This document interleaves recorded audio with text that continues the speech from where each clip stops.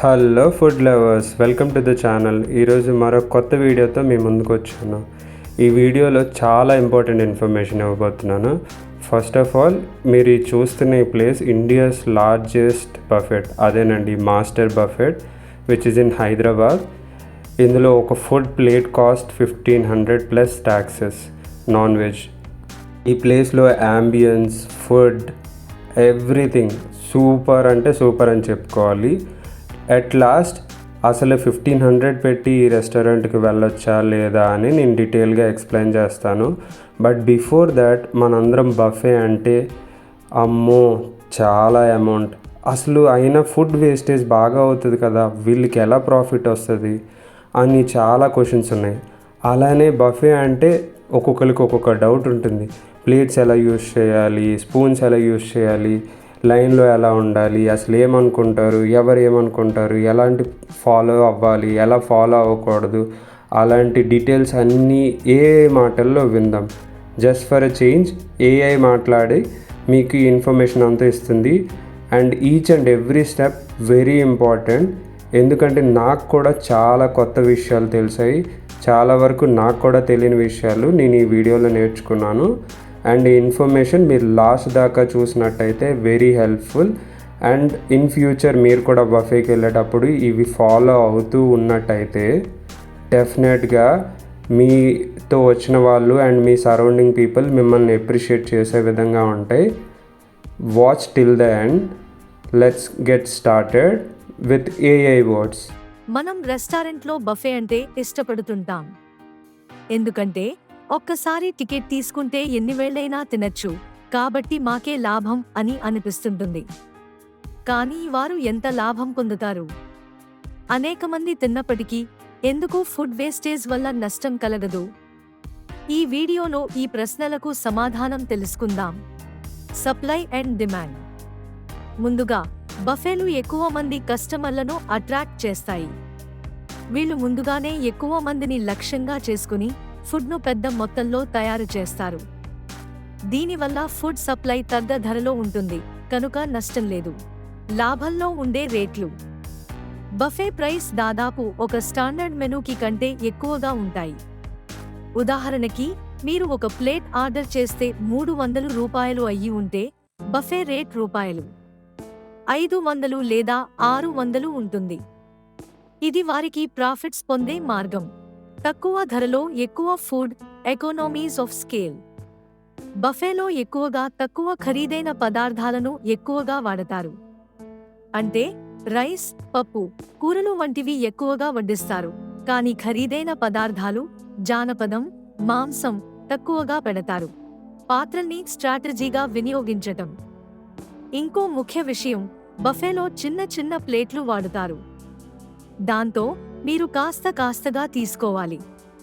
ప్రతిసారి మీరు ఫుడ్ ఎత్తడానికి ఎక్కువ సమయం పడుతుంది, దాంతో మీరు తక్కువ తినేస్తారు. Food wastage, inventory management.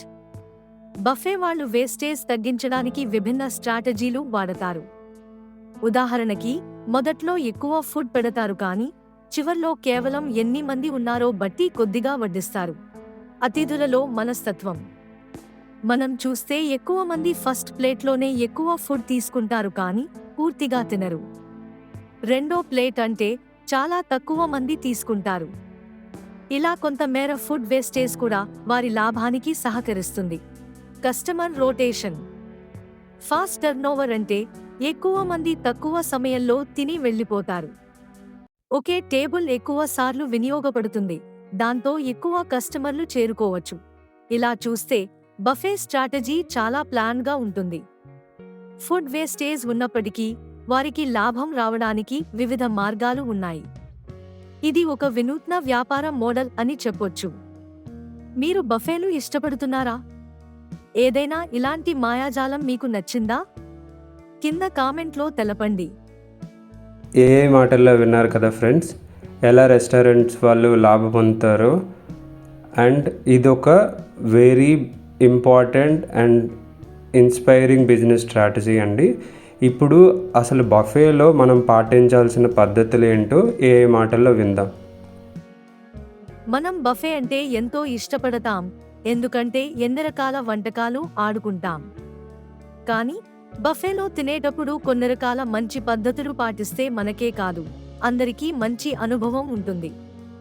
ఈ వీడియోలో బఫేలో తినేటప్పుడు పాటించాల్సిన కొన్ని అద్భుతమైన ఎటికెట్ రూల్స్ తెలుసుకుందాం. క్యూలో నిలబడటం. మొదటగా, క్యూలో నిలబడటం చాలా ముఖ్యం. బఫేలో ఫుడ్ తీసుకోవడం ఎవరికైనా సమాన హక్కు ఉంటుంది. అందువల్ల ముందున్న వారికి అంతకన్నా వేగంగా పోవాలని ప్రయత్నించకూడదు. క్యూలో సున్నితంగా నిలబడాలి. ప్లేట్తో జాగ్రత్త. బఫేలో ఉండే వివిధ వంటకాలలో మనం ఆలోచించకుండానే చాలా ఫుడ్ పెట్టేసుకుంటాం.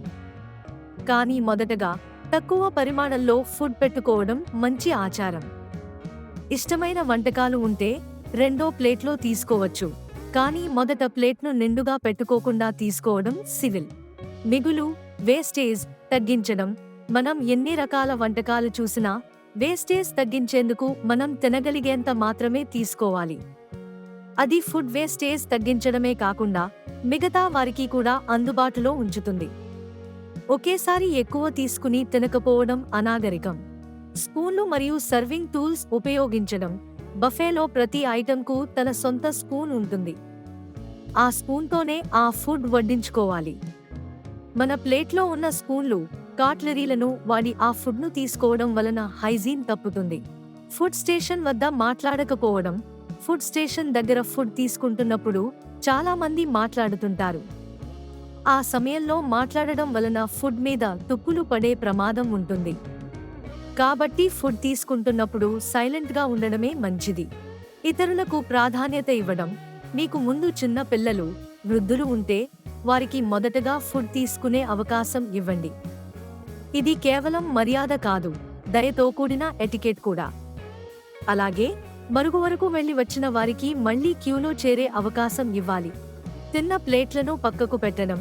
బఫేలో ఫుడ్ తిన్న తర్వాత ప్లేట్లు ఎక్కడ పడితే అక్కడ వదిలిపెట్టకుండా నిర్దేశించిన ప్రదేశంలో పెట్టాలి. రాబర్స్కి ప్లేట్లను తీయడం సులభం చేయడానికి ఇది అవసరం. Dessert line. డెసర్ట్ వస్తే అందరికీ పెద్ద ఎగ్జైట్మెంట్ ఉంటుంది. కానీ డెసర్ట్ లైన్లో కూడా ఇదే రూల్స్ ఫాలో చేయాలి. పెద్ద కట్లు తీసుకోవడం కాదు, చిన్న చిన్న భాగాలు తీసుకుని ఫుల్ ఎంజాయ్ చేయడం. ఇలా చూస్తే బఫే అనేది కేవలం తినే ప్లేస్ కాకుండా మనం మర్యాదగా ప్రవర్తించాల్సిన ప్రదేశం కూడా. ఈ చిన్న చిన్న ఎటికెట్ రూల్స్ పాటిస్తే మీకు, మీ చుట్టూ ఉన్నవారికి మంచి అనుభవం ఉంటుంది. విన్నారు కదా ఫ్రెండ్స్, అలానే అసలు బఫేలో ఫుడ్ వేస్టేజ్ అవుతుంది కదా, ఈ ఫుడ్ని రెస్టారెంట్ వాళ్ళు ఎలా యూజ్ చేస్తారు అనేది విషయం గురించి మనం ఇప్పుడు ఏ మాటల్లో విందాం. చాలా ఇంట్రెస్టింగ్ విషయాలు మీకు తెలుస్తాయి, లాస్ట్ వరకు చూడండి. ఫ్రెండ్స్, మనం బఫేలోకి వెళ్ళినప్పుడు మనకు ఇష్టం వచ్చినంత ఫుడ్ తింటాం. కానీ ఆఖరికి కొన్ని ఫుడ్ ఐటమ్స్ ఖచ్చితంగా మిగిలిపోతాయి. ఆ మిగిలిన వేస్టేజ్ ఫుడ్ ఏమవుతుంది అనేది మీరెప్పుడైనా ఆలోచించారా? ఈ వీడియోలో మనం బఫే రెస్టారెంట్లలో వేస్టేజ్ ఫుడ్ ఎక్కడికి పోతుందో దాని వెనుక ఉన్న కథను తెలుసుకుందాం. ఎందుకు ఫుడ్ వేస్టేజ్ అవుతుంది? ముందుగా బఫేలో ఎందుకు ఫుడ్ వేస్టేజ్ అవుతుందో చూద్దాం. రెస్టారెంట్ వాళ్ళు ముందుగా చేసినంత మంది కస్టమర్లు రాకపోయినా చాలా మంది ఫుడ్ ఎక్కువగా తీసుకుని తినకుండా వదిలిపెట్టినా ఫుడ్ మిగిలిపోతుంది. అందుకే బఫేలో ఫుడ్ వేస్టేజ్ ఒక ముఖ్య సమస్య. మిగిలిన ఫుడ్ ఎవరికి అందిస్తుంది? కొన్ని రెస్టారెంట్లు మిగిలిన ఫుడ్ను స్థానిక సంస్థలకు, ఆహార పంపిణీ సంస్థలకు, సూప్ కిచెన్స్, స్వచ్ఛంద సేవా సంస్థలు అందిస్తారు. వీళ్ళు ఈ ఫుడ్ను అవసరమైన వారికి అందిస్తారు. ఇది వృధా కాకుండా ఉపయోగపడే మంచి పద్ధతి. ఎలాంటి ఫుడ్ దానం చేయబడుతుంది? Food hygiene, health and safety నిబంధనలకు అనుగుణంగా ఉంటేనే దానానికి అనుమతి ఉంటుంది. తినడానికి సురక్షితంగా ఉన్న ఫుడ్ మాత్రమే దానం చేస్తారు. వేడిగా ఉండే ఫుడ్ వేడిగా, చల్లగా ఉండే ఫుడ్ చల్లగా ఉండాలని రెస్టారెంట్లు పాటిస్తాయి. అడ్వాన్స్ టెక్నాలజీతో కొన్ని పెద్ద రెస్టారెంట్లు ఫుడ్ రికవరీ లేదా రీఫ్రైజర్ వంటి టెక్నాలజీ వాడి మిగిలిన ఫుడ్ను ఎప్పుడు భద్రపరచాలి, ఎప్పుడు అనే విషయంలో ఖచ్చితమైన నిర్ణయాలు తీసుకుంటారు. మిగిలిన ఫుడ్ను రెండో రోజు తీసుకురాకుండా ఫుడ్ డిస్కౌంట్ చేసే యాప్స్ ద్వారా తక్కువ ధరకు విక్రయిస్తారు. పశువులకు ఫుడ్. ఎక్కడైనా ఎక్కువ ఫుడ్ మిగిలితే దానిని పశువులకు ఆహారంగా పంపిణీ చేస్తారు. కొన్ని రెస్టారెంట్లు తమ వేస్ట్ ఫుడ్ని డైరెక్ట్గా వ్యవసాయులకు లేదా పశువుల ఫార్మ్లకు పంపిస్తారు. కంపోస్టింగ్. మిగిలిన ఫుడ్ బాగా పాడిపోయినప్పుడు దాన్ని వేస్ట్ మేనేజ్మెంట్ సిస్టమ్ ద్వారా కంపోస్టింగ్ కోసం పంపిస్తారు. అలా వేస్టేజ్ ఫుడ్ని మట్టిలో కలిపి సహజ ఎరువుగా మార్చుతారు. ఇది ఒక ప్రకృతికి స్నేహపూర్వకమైన పద్ధతి. సహజంగా వృధా ఫుడ్ తగ్గించేందుకు ప్రణాళికలు. ఇప్పుడు చాలా రెస్టారెంట్లు ముందు నుంచే తక్కువగా ఫుడ్ ప్రిపేర్ చేయడం, ఎన్ని కస్టమర్లు రాబోతున్నారో ముందుగానే అంచనా వేయడం వంటివి చేస్తూ వృధా ఫుడ్ను తగ్గించేందుకు కృషి చేస్తున్నారు. కొన్ని చోట్ల చిన్న ప్లేట్లు వాడడం, అనవసరంగా ఫుడ్ వేయించుకోవద్దని చెప్పడం వంటివి చేస్తారు. అలా చూస్తే బఫే రెస్టారెంట్లలో వేస్టేజ్ ఫుడ్ కోసం చాలా ప్రణాళికలు, మార్గాలు ఉన్నాయి. ఒకవేళ అది వృధా కాకుండా దానం చేయబడితే లేదా పశువులకు లేదా ప్రకృతికి ఉపయోగపడితే మంచిదే. మనం కూడా వేస్టేజ్ తగ్గించేందుకు జాగ్రత్తగా తినాలి. ఇది వృధా కాకుండా ఉపయోగపడుతుంది. మీరు దానం చేసే ఫుడ్ గురించి ఎప్పుడైనా వినారా? మీ ఆలోచనలు కామెంట్స్లో చెప్పండి. చూశారు కదా ఫ్రెండ్స్, ఎన్నో ఇంట్రెస్టింగ్ విషయాలు ఏ మాటల్లో మీకు నచ్చింది అనుకుంటున్నాను. అలానే ఈ వీడియోలో చూస్తున్న లొకేషన్ అంతా మాస్టర్ బఫెట్ అండి.